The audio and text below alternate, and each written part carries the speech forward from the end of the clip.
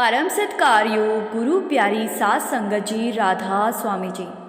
सात संगत जी, होली के ऊपर बाबा जी ने संगत को क्या कहा है जी, आप इस वीडियो में जान सकेंगे जी। और इस बात का भी जिक्र है कि कैसे हम सत्संगियों की होली होनी चाहिए जी।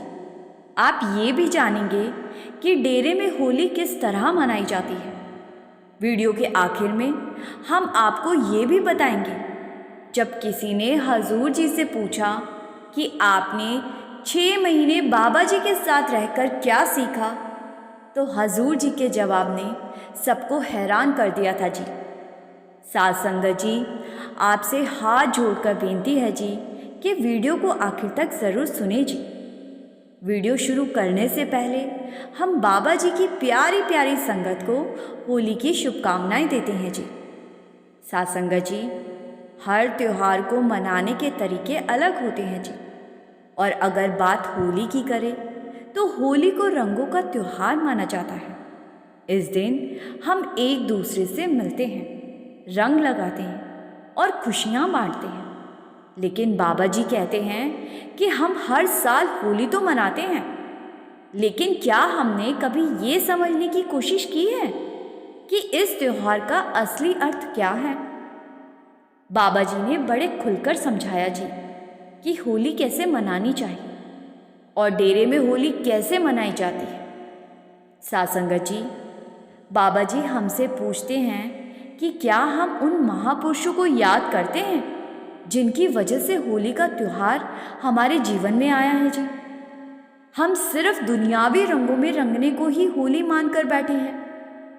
अगर आज हमसे पूछा जाए कि होली क्यों मनाई जाती है, तो बहुत से लोग इसका सही उत्तर नहीं दे पाएंगे। एक बार सत्संग के दौरान किसी ने बाबा जी से पूछा कि बाबा जी, हम तो सत्संगी हैं, तो क्या हमें होली मनानी चाहिए। तो बाबा जी ने बड़े ही प्यार से समझाया जी, बेटा बिल्कुल मनानी चाहिए और बड़ी खुशी के साथ होली मनानी चाहिए और सभी त्यौहार मनाने चाहिए। लेकिन सिर्फ मौज मेला करना ही हमारा मकसद नहीं होना चाहिए। अब होली आ रही है और ज़्यादातर लोग मौज मेला करेंगे और अपने अपने घर चले जाएंगे। होली के त्यौहार को हमें एक दूसरे को रंग लगाने तक सीमित नहीं रखना। होली प्रेम का प्रतीक है और जैसे अपने रिश्तेदारों से होली वाले दिन गले मिलकर रंग लगाते हैं, वैसे ही हमें मालिक से भी प्रेम करना है और मालिक से इतना प्रेम करना है कि मालिक खुद हमें अपने गले से लगा ले और अपने रंग में हमें रंग दे जी। जो रूहें मालिक से प्रेम करती है, फिर उनके लिए हर दिन होली का है जी। मालिक से प्रेम करने के लिए हमें किसी खास त्यौहार या खास दिन का इंतज़ार करने की ज़रूरत नहीं है जी। मालिक का बनाया तो हर दिन ही होली है, बस हम ही पहचान नहीं कर पाते। मालिक तो रंग लिए हमारे इंतज़ार में कब से खड़े हैं, लेकिन हम ही भटके हुए हैं।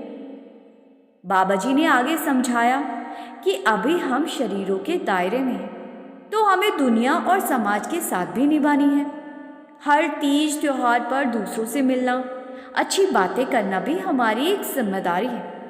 और त्यौहार की सबसे बड़ी जिम्मेदारी ये भी है कि हमें इस दिन उन महापुरुषों को भी ज़रूर याद करना चाहिए जिनकी वजह से हम ये त्यौहार मना रहे हैं। होली तो हमारे लिए एक खास अवसर है जो हर साल फागुन के महीने में आता है।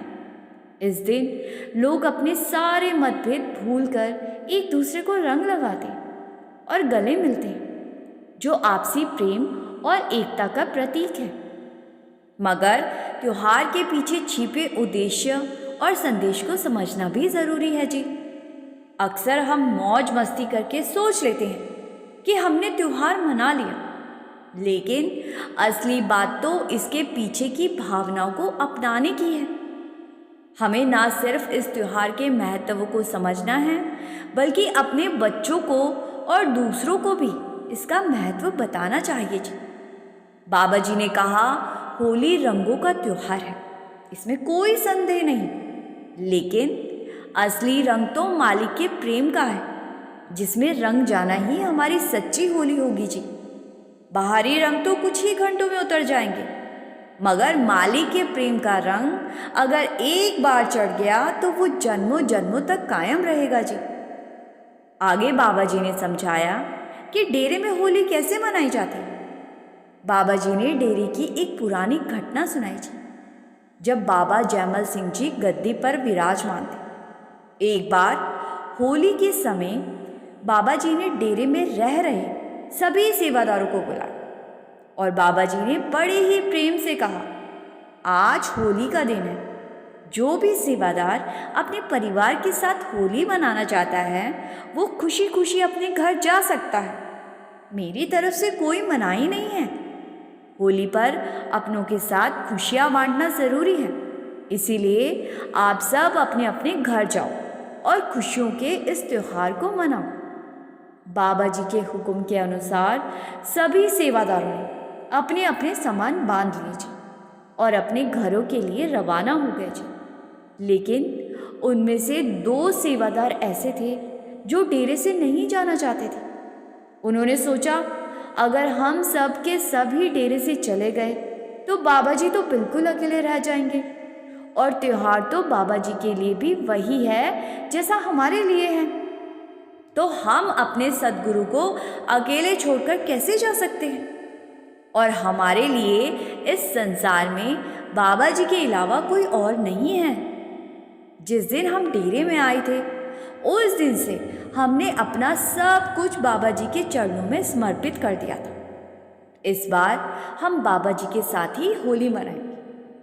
वे दोनों सेवादार बाबा जी के पास पहुंच गए जी। उस समय बाबा जी अपने कमरे में विश्राम कर रहे थे। दोनों सेवादारों को देखकर बाबा जी ने पूछा, बेटा तुम दोनों यहाँ डेरे में क्या कर रहे हो?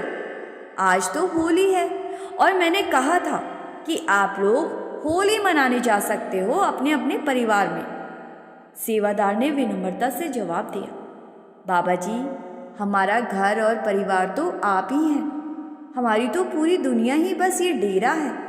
अगर हम भी चले जाते तो फिर आप अकेले रह जाते। हम आपको छोड़कर कहीं नहीं जाएंगे। हम आपके साथ ही होली मनाएंगे।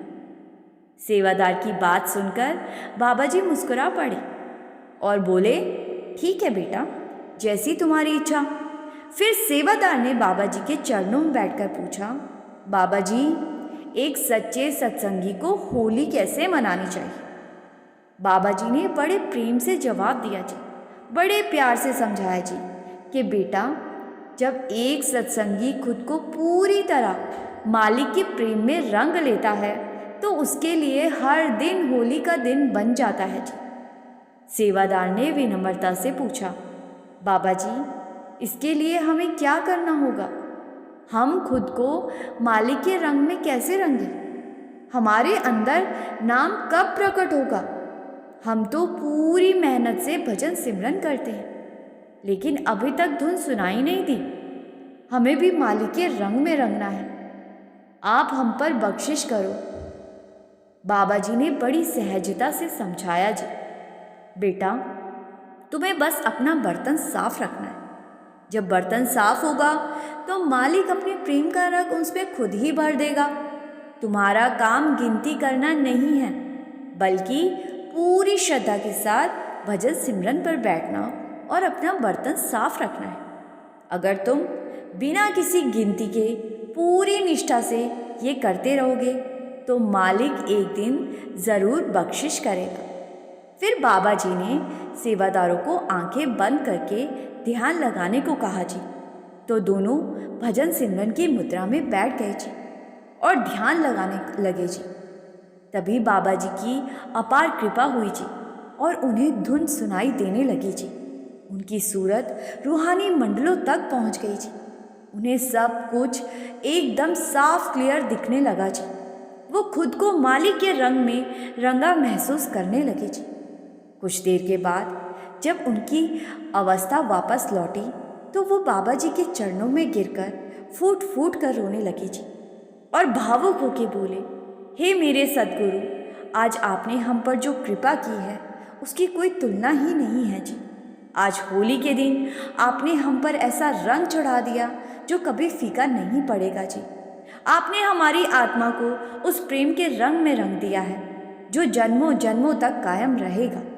आज आपकी कृपा से हमने अपने अंदर सब कुछ देख लिया है। आपने जो प्रेम का रंग मुझ पर चढ़ाया है वह अनमोल है। उस समय सेवादारों की आंखों से आंसू थम ही नहीं रहे थे जी। बाबा जी ने प्रेम से कहा, बेटा, दुनिया तो बाहरी रंगों में रंग कर खुश होती है, लेकिन ये बाहरी रंग कुछ समय बाद उतर जाएंगे। असली रंग तो मालिक के प्रेम का रंग है जो कभी फीका नहीं पड़ता। जिस सत्संगी ने मालिक के गुड़े रंग की पहचान कर ली है, फिर उसके लिए दुनियावी रंग किसी काम के नहीं होते। दुनियावी रंग फीके लगने लगते हैं। बाबा जी ने इसे एक उदाहरण से समझाया जी। मान लो सामने गुड़ रखा है, जब तक उसका स्वाद न चखो तब तक ये समझ नहीं आता कि वो कितना मीठा है। ठीक वैसे ही जब मन एक बार मालिक के प्रेम का स्वाद चख लेगा, मालिक के प्रेम के रंग में मन डूब जाएगा, तो उसको समझ आ जाएगा कि इससे गुड़ा रंग तो कोई दूसरा है ही नहीं जी। तब मन को ये एहसास हो जाएगा कि ये दुनियावी रंग तो फीके और कुछ पलों के लिए है जी। असली और गूढ़ा रंग तो मालिक के प्रेम का रंग ही है जी। साथ संगत जी, बाबा जी अपनी संगत को कभी भी किसी भी त्योहार को मनाने की मनाही नहीं करते। बाबा जी तो हमें प्रेरित करते हैं कि हमें त्योहार मनाने चाहिए, लेकिन हमें बाबा जी के संदेश को समझना चाहिए जी कि किसी भी त्योहार को मनाते समय हमें उसके पीछे की कहानी और मकसद के बारे में पता होना चाहिए जी, और उन महापुरुषों के बारे में मालूम होना चाहिए जी जिनकी याद में त्योहार मनाए जाते हैं जी। और इस बारे में अपने बच्चों को भी ज़रूर बताना चाहिए जी, क्योंकि आजकल की जनरेशन हमारे देश के इतिहास को नहीं जानती। आज किसी बच्चे से पूछ लिया जाए कि होली या दिवाली कैसे मनाई जाती है, तो उनके पास जवाब नहीं होगा, क्योंकि हमने उन्हें कभी त्योहार के मनाने के पीछे का मकसद, रहस्य बताया ही नहीं। लास्ट में हम आपको ये भी सुनाएंगे कि होली की शुरुआत कैसे और किसके द्वारा हुई थी जी, जिससे कि आप अपने बच्चों को इस त्योहार के पीछे का रहस्य सुना सकें जी। आइए अब पहले उस बात को सुनते हैं जी, जब किसी ने हजूर जी से पूछा कि आपने पिछले 6 महीनों में बाबा जी के साथ रहकर क्या सीखा। हजूर जी ने बड़ी नम्रता से उत्तर दिया जी, वैसे तो मैं अपने सद्गुरु से बचपन से ही सीखता आया हूँ, लेकिन उनके साथ रहने का जो मुझे अब मौका मिल रहा है, तो मैंने बहुत कुछ सीखा है। मेरे कंधों पर इतनी बड़ी जिम्मेदारी आने के बाद भी मुझे कोई बोझ महसूस नहीं हो रहा है। मेरे सद्गुरु ने मुझे प्रेम पूर्वक संगत की सेवा के लिए तैयार किया है। उन्होंने हर काम बड़े सहज और सरल तरीके से सिखाया है। मुझे जरा भी ये एहसास नहीं हो रहा कि मैं किसी बड़ी जिम्मेदारी को निभा रहा हूँ। मैं अपने सद्गुरु का तहे दिल से शुक्रगुजार हूँ, तहे दिल से उनका शुक्रिया करता हूँ, जिन्होंने मुझे इस लायक समझा और हर कदम पे मेरा मार्गदर्शन किया। मेरे सद्गुरु निम्रता की मिसाल है, और उन्होंने मुझे क्या अपनी संगत और सेवादारों को भी निम्रता का पाठ पढ़ाया है जी। साथ संगत जी, इसमें कोई दो राय नहीं कि बाबा जी कितने सहज और विनम्र स्वभाव के हैं। अगर कभी बाबा जी हम पर गुस्सा कर भी देते हैं, तो वो गुस्सा भी इतने प्रेम से करते हैं कि हमें महसूस ही नहीं होता। और अगर हजूर जी की बात करें तो हजूर जी सच में हजूर महाराज जी का ही रूप है जी। साथ संगत जी, आइए अब सुनते हैं कि होली का त्यौहार क्यों मनाया जाता है, क्योंकि बहुत सारी संगत शायद नहीं जानती होगी कि होली क्यों मनाई जाती है। पौराणिक कथा के अनुसार राक्षस हिरण्यकश्यप के घर एक पुत्र ने जन्म लिया। राक्षस परिवार में जन्म होने के बावजूद पुत्र प्रहलाद भगवान श्री हरि के भक्त थे। अब हिरण्यकश्यप क्योंकि एक राक्षस था तो वो अपने बेटे प्रहलाद से हरि की भक्ति नहीं चाहता था। हिरण्यकश्यप प्रहलाद को श्री हरि की भक्ति करने से मना करता था। लेकिन साध संगत जी, जिसके ऊपर हरि नाम का रंग चढ़ जाए फिर उसको भला कोई सुध कैसे रह सकती है। भक्त प्रहलाद फिर भी हरि भक्ति में लगे रहते। इससे हिरण्यकश्यप नाराज हो गया और उसने प्रहलाद को मारने के लिए बहुत तरीके अपनाए। कभी उसको पहाड़ी से नीचे गिराया तो कभी किसी दूसरे तरीके से मारने की कोशिश की, लेकिन श्री हरि प्रहलाद की जान बचा लेते। जब सारे तरीके फेल हो गए तो हिरण्यकश्यप की बहन, जिसका नाम होलिका था, वो हिरण्यकश्यप के पास गई और कहने लगी कि भैया, मैं प्रहलाद को एक पल में मार सकती हूँ। आप तो जानते हो कि मुझे आग में न जलने का वरदान है। आप प्रहलाद को मेरी गोद में बिठा देना और उसके बाद आग लगा देना। ये सुझाव हिरण्यकश्यप को पसंद आया तो उसने सभी राक्षसों को अपने महल में बुलाया और एक चिता को तैयार करवाया। उस चिता में हिरण्यकश्यप की बहन बैठ गई और उसकी गोद में भक्त प्रहलाद को बिठाया गया। हिरण्यकश्यप के आदेश पर राक्षसों ने चिता में आग लगा दी, लेकिन उस आग में होलिका पूरी तरह जलकर नष्ट हो गई और भक्त प्रहलाद का बाल भी बांका ना हुआ। भक्त प्रहलाद जलती चिता में हरि नाम का सिमरन कर रहे थे। तब से होलिका को हर साल होली वाले दिन जलाया जाने लगा। साध संगत जी, बाबा जी कहते हैं जब एक सत्संगी होलिका दहन में जाए तो वहाँ सिर्फ माथे टेकने के मकसद से ना जाए, बल्कि उस अग्नि में अपने सभी प्रकार के बुरे विकारों और बुरी आदतों को जलाकर ही अपने घर वापस लौटे, तभी जाने का फायदा होगा। सिर्फ माथे टेकने से हमें कुछ नहीं मिलेगा जी। साध संगत जी, आइए अब सुनते हैं होली पर रंग क्यों लगाए जाने लगे। होलिका दहन से अगले दिन रंगों को एक दूसरे को लगाकर संदेश दिया जाने लगा कि ये पूरी सृष्टि उस एक मालिक की ही है। इसलिए हम सबको उसके अच्छे बच्चे बनकर मिलजुल कर और प्यार प्रेम से रहना चाहिए। हम यहाँ थोड़े बहुत सालों के लिए ही आए हैं, इसीलिए मन से दूसरों के लिए गुस्से और ईर्ष्या को निकाल देना चाहिए। कहा जाता है कि होली के दिन दुश्मन भी दोस्त बन जाते हैं। होली का त्यौहार एक बहुत बड़ा संदेश लेकर हर साल आता है जी, लेकिन अगर हम विचार करें तो क्या हम खुद को बदल पाए? आज भी हम दूसरों से नफरत, गुस्सा, ईर्ष्या करते हैं, जबकि बाबा जी हमें दूसरों से प्रेम करना सिखाते हैं। साध संगत जी, इस होली पर हमें अपने आप से और बाबा जी से एक वादा करना चाहिए जी कि आज हमने अपने अंदर के गुस्से और नफरत को होलिका दहन में जला दिया है। अब हमारे दिलों में बस प्यार ही प्यार है। साध संगत जी, अब इस वीडियो को यहीं विराम देते हैं जी। मेरी संगत जी से विनती है कि इस वीडियो को ज़्यादा से ज़्यादा शेयर करें जी, जिससे कि ये जानकारी सब तक पहुंच सके जी। कमेंट में राधा स्वामी लिखकर संगत के अपने इस चैनल को सब्सक्राइब करना मत भूलिए जी। गुरु प्यारी साध संगत जी, राधा स्वामी जी।